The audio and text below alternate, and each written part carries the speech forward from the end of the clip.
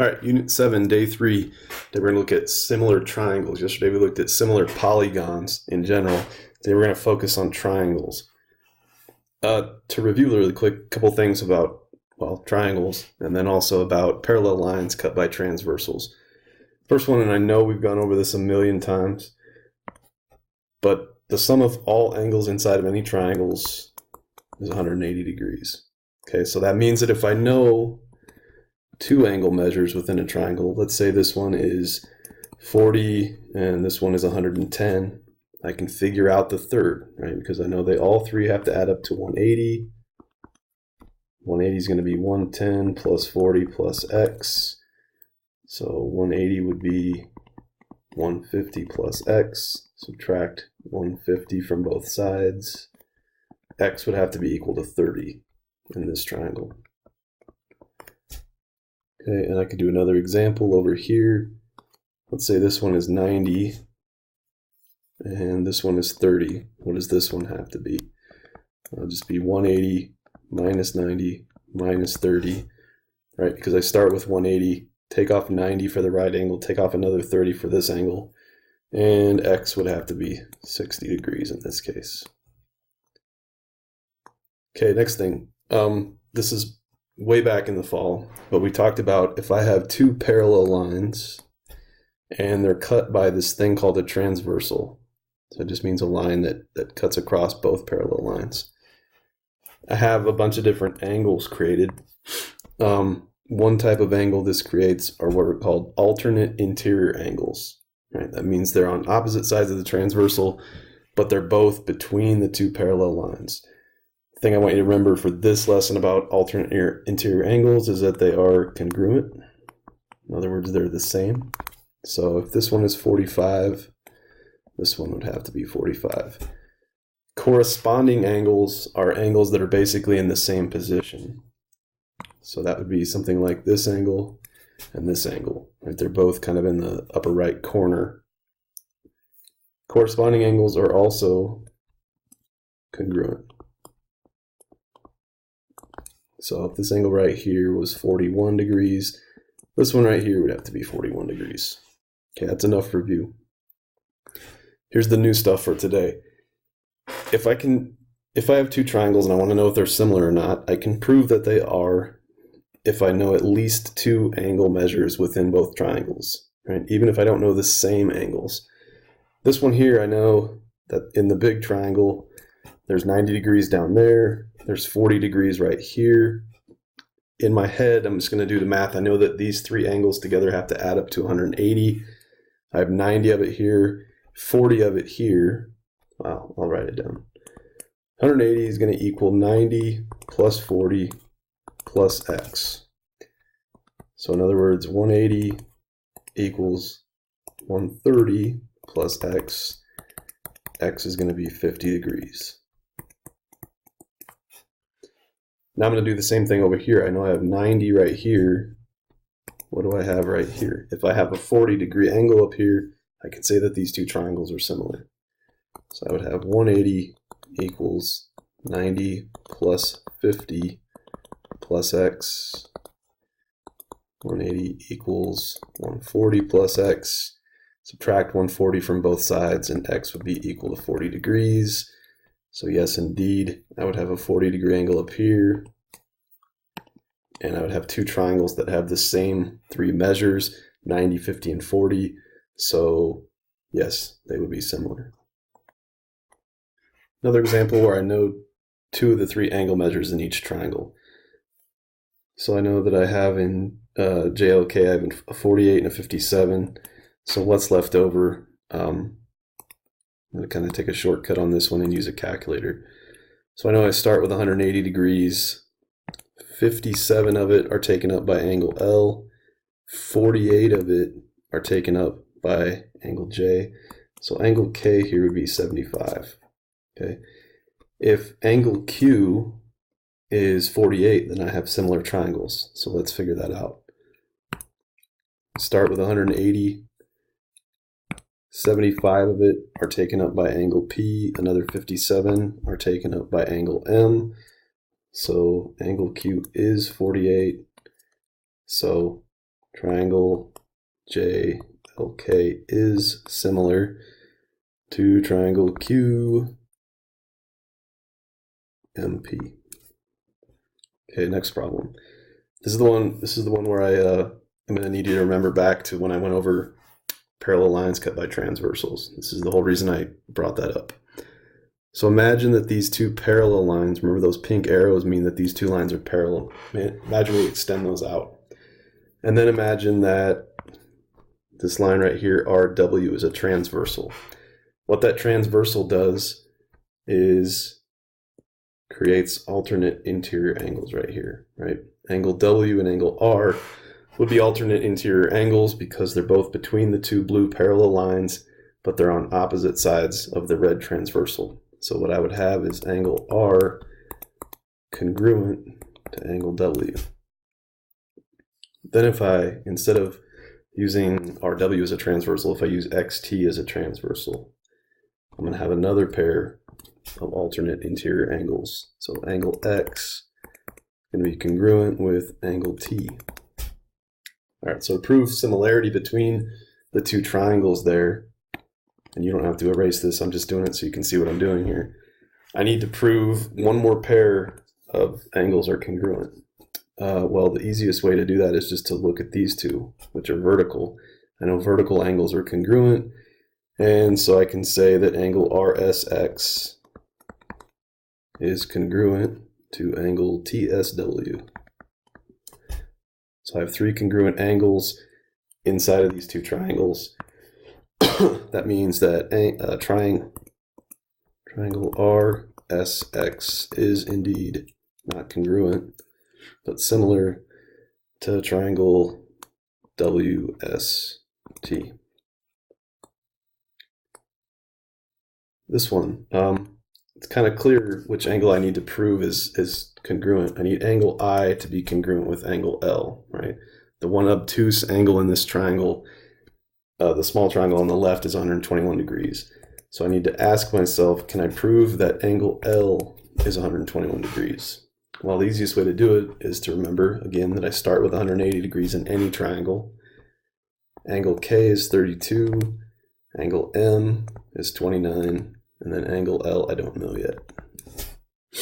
32 plus 29 is 61, so 61 plus angle L is equal to 180. Subtract 61 from both sides. 180 minus 61 is going to be 119. So angle L is not 121, it's actually 119 degrees. That means that these two triangles are not similar. They almost are, but they're not quite. D, I have two triangles here. They're both right triangles, and these slash marks indicate that both triangles are also isosceles. Right? Isosceles triangles are those ones that have two congruent sides, and the other side is called a base. So both of these triangles have bases because they're isosceles. The two base angles are congruent in isosceles triangles. And I know that if I were to figure out what those two base angles were equal to, for both triangles, it would be 180 equals that 90 degree angle that I know plus 2x, right? Because if these two base angles are the same, I can call them both x. That would be the same for both of these triangles. So what I'm going to get is 90 equals x. And if I subtract 90 from both sides, 90 equals 2x, and I would divide both sides by 2, and x would have to be 45. So all four of the base angles are 45. In other words, triangle GEF has to be similar to triangle UST because all three angles inside of both triangles are the same. Two 45 degree angles where I have the x's, and then one 90 degree angle. Okay, next problem. This one is like homework problem 12. Before I get into the problem itself, I need to review something that I'm just now realizing I should have reviewed at the beginning, and that is what to do with variables that are in fractions. So let's say I have an equation like this where I have x over 2 equals 5. How do I figure out what just x is? Well, what this is saying right now is x divided by 2 equals 5, and the opposite of division is multiplication. So if I want to get rid of the 2 in the denominator down here, what I'm going to have to do is multiply this side by 2.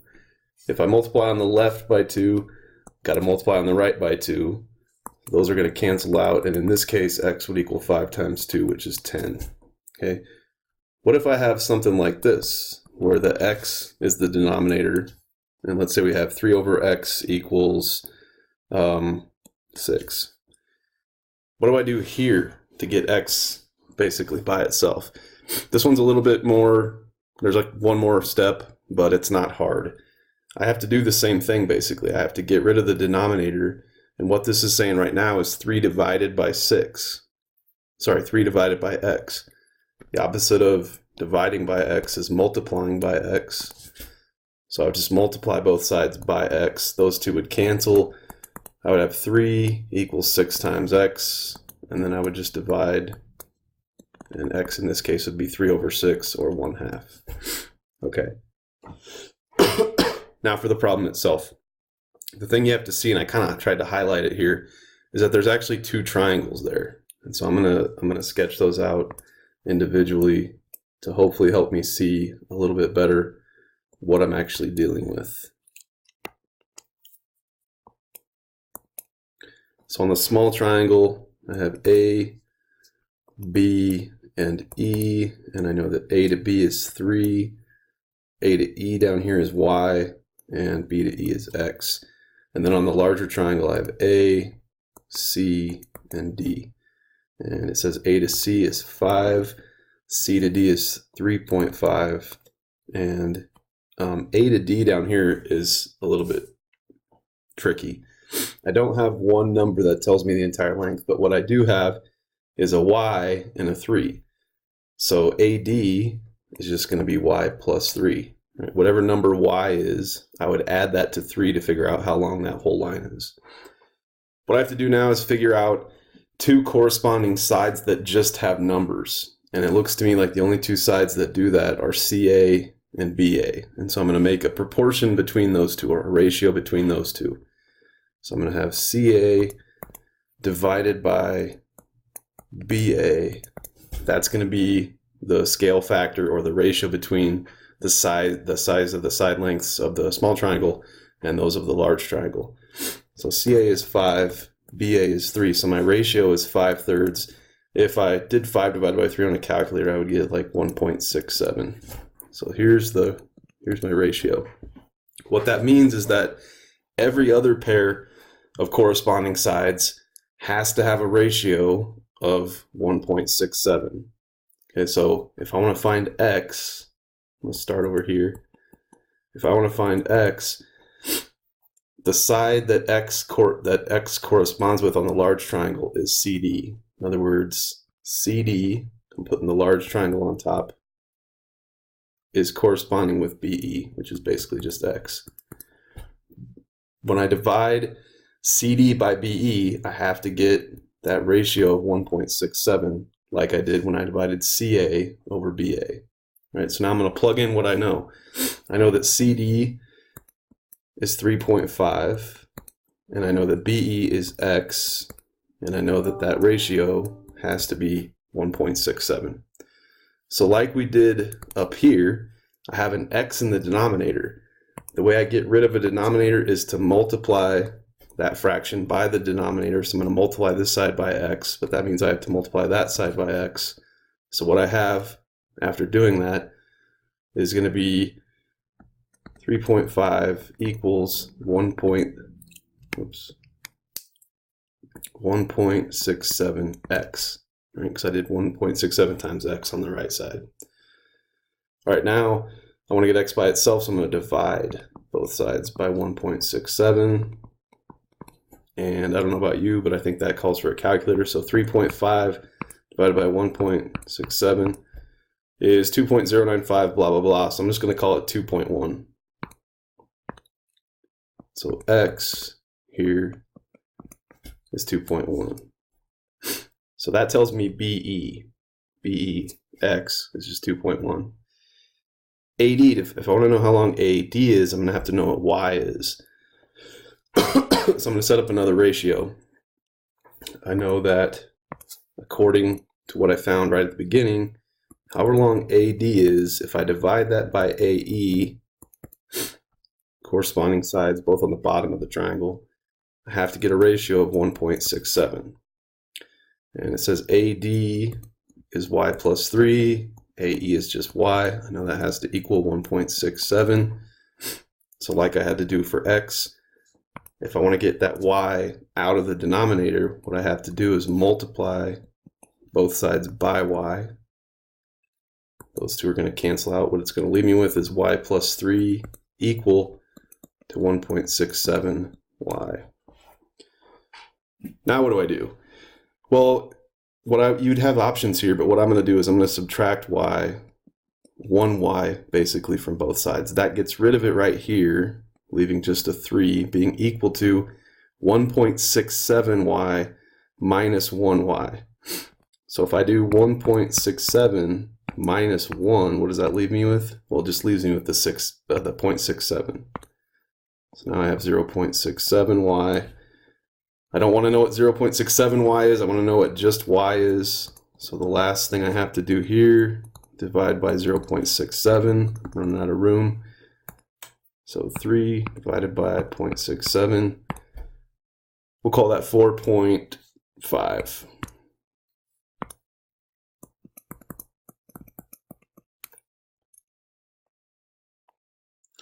All right, once I know that y is 4.5, I could substitute a 4.5 right here. I would know that a to e is 4.5, e to d is 3, so a to d is just 4. Oops.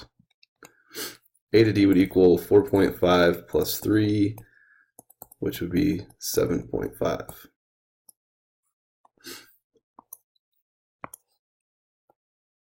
I'm going to draw a dividing line here to give myself a little bit of room. What I've done so far is I've redrawn both triangles here. So there's one big triangle, but what it really is two smaller triangles. Right? And so I've taken the one in green here and I've flipped it up so that WU is on the bottom, just so that I can see both triangles in the same way. And then I've labeled the sides with the information that I know. And I put a triangle down here because I don't know what WU is. Right? Both triangles share that side WU, but I don't know what it is. And as a first step on this one, I'm going to have to figure out what it is, because I don't have any corresponding sides that are both numbers. Right? WZ and YW are corresponding, but I can't make a ratio between them because this WZ over here has an X in it. ZU has a variable term in it, and then WU corresponds with YU, but I don't know what WU is. So I need to figure out what WU is. What I know is that if I have a right triangle, which I have here, I can use the Pythagorean theorem to figure out a missing side. And the thing I always tell you guys is the first thing you have to do before you start plugging in numbers, I know you know the formula, but before you start plugging in numbers, is you have to figure out which side is C. And the side that's C is the one that's across from the right angle, or the one that doesn't touch the right angle, or the longest side, however you need to remember it.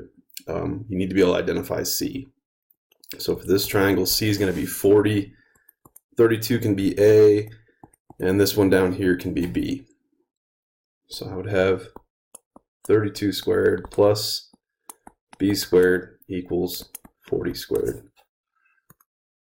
So 32 squared is 1,024 plus B squared equals 40 squared is 1,600. So now I'm going to subtract 1,024 from both sides. B squared is going to be equal to 576. So now I need to know what the square root of 576 is. It's 24. So B is equal to 24. In other words, this side down here, WU, is 24. WU is right here. That means that both triangles share that side. So the missing side on the small triangle is also 24. So I have far more information about these two triangles now than I did before, and so I can actually find a proportion. The two sides now that both have numbers are these two, and so I'm going to have YU over WU. That's going to be 32 over 24.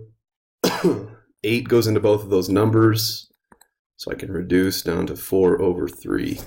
So 4 over 3, or like 1.34 would be my ratio for this one. So now if I want to find x, I just need to pick another pair of corresponding sides. I'm going to use these two, because what I know is that 24 over x plus 6 has to be 1.34. This one's a little bit of work, because what I have to do now is I have to multiply both sides by whatever the denominator is, in this case x plus 6. Okay, I have to multiply by this whole denominator. I can't just multiply by x or just by 6. Luckily on the left side those just cancel out, leaving me with just 24. On the right side I basically have to distribute 1.34 times x, and then 6 times 1.34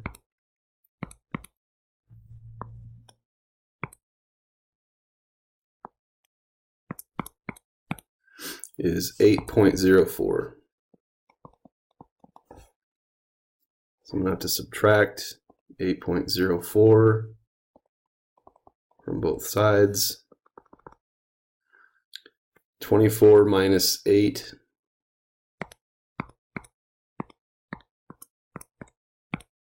15.96 is going to be equal to 1.34x. Last step, divide both sides by 1.34,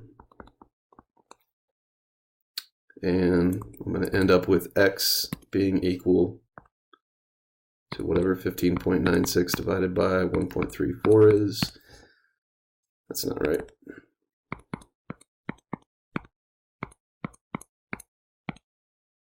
That looks better. 11.91. So that's just what x is, but what the question was actually asking for is a couple of side lengths. One of them WZ. WZ is 3x minus 6. So I have to do substitution. WZ equals 3x minus 6. X I know is 11.91.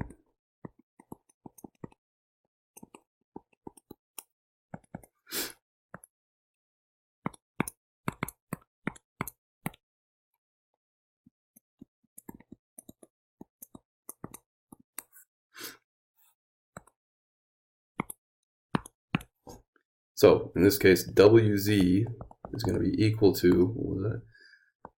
29.73. And to save us some time, I'm not going to do the other one. You could do it. You would plug in 11.91 there, add 6 to it, and that would be it. Yeah, this one says Adam is standing next to the Palmetto Building in Columbia, South Carolina. He is 6 feet tall, and the length of his shadow is 9 feet.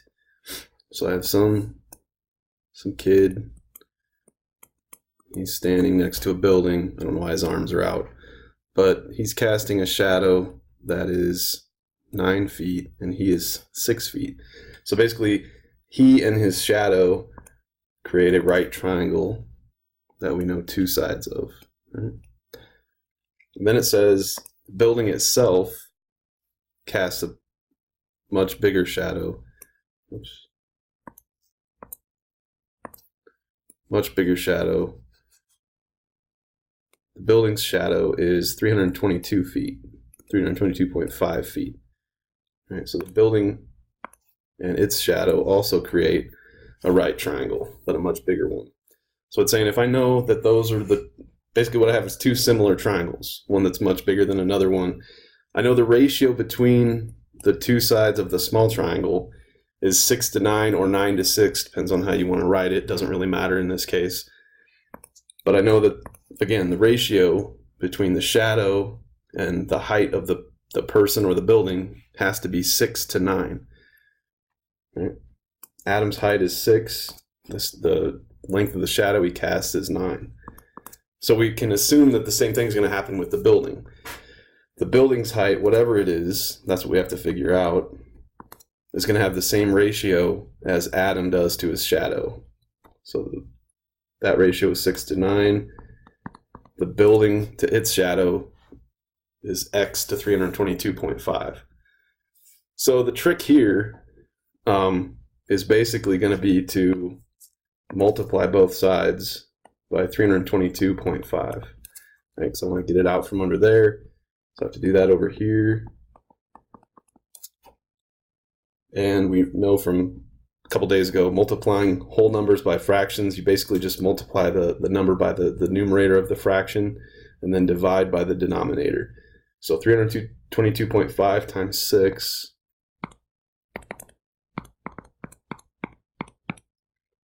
is 1935 over 9 equals x. So I just need to divide this by 9. I get 215. So basically the height of the building would be 215 feet. How could I check my work on that? Let me just finish writing it. X is 215. Well, I could check to see that if I do 6 divided by 9, what do I actually get? I get 0.666 and so on. If I did this right, I should be able to get the same answer if I divide 215 over 322.5, because those two triangles are supposed to have the same ratio between their legs, basically. So if I do 215 divided by 322.5, I should get 0.66666, and I do. And so I know that I've done it correctly, and the height of the Palmetto building in Columbia, South Carolina is indeed 215 feet.